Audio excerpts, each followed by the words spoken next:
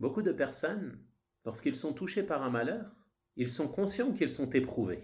Mais lorsqu'ils sont comblés de bienfaits, il se peut qu'ils soient insouciants de l'épreuve, ne se rendent pas compte que la santé est une épreuve, que la richesse est une épreuve, que le fait d'être facilité dans tel ou tel projet est une épreuve, et ainsi de suite.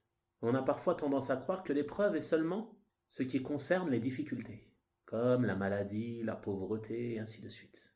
Mais Allah subhanahu wa ta'ala, qu'est-ce qu'il nous dit dans son noble livre?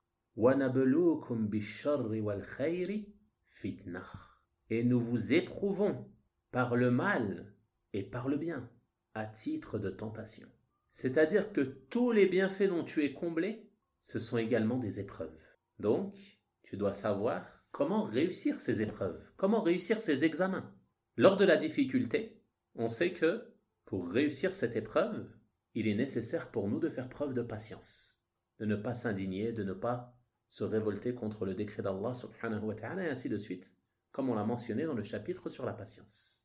Et lorsque tu es éprouvé par un bienfait, lorsque tu es éprouvé par un bien, par la santé, par la richesse ou autre chose semblable, alors pour réussir cette épreuve, tu te dois de faire preuve de reconnaissance envers Allah subhanahu wa ta'ala et ne pas faire preuve d'ingratitude. Et la reconnaissance, comme on a vu, elle a lieu dans le cœur en reconnaissant que ce bienfait provient d'Allah subhanahu wa ta'ala. Elle a lieu par la langue en attribuant ce bienfait à Allah subhanahu wa ta'ala. Et elle a lieu également par les membres en utilisant ces bienfaits dans l'obéissance à Allah subhanahu wa ta'ala.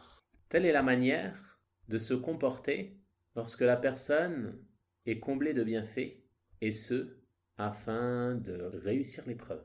Allah subhanahu wa ta'ala a dit à ce sujet dans son noble livre وَإِذْ تَأَذَّنَ رَبُّكُمْ لَإِنْ شَكَرْتُمْ لَأَزِيدَنَّكُمْ. Et lorsque votre Seigneur proclama, si vous êtes reconnaissant, j'augmenterai certainement mes bienfaits pour vous.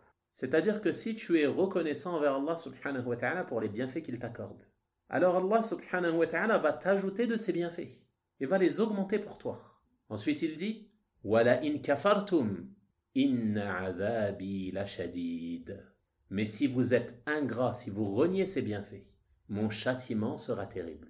Les gens du tafsir ont mentionné que il fait partie du châtiment d'Allah subhanahu wa ta'ala dans cette situation qu'il retire du serviteur son bienfait.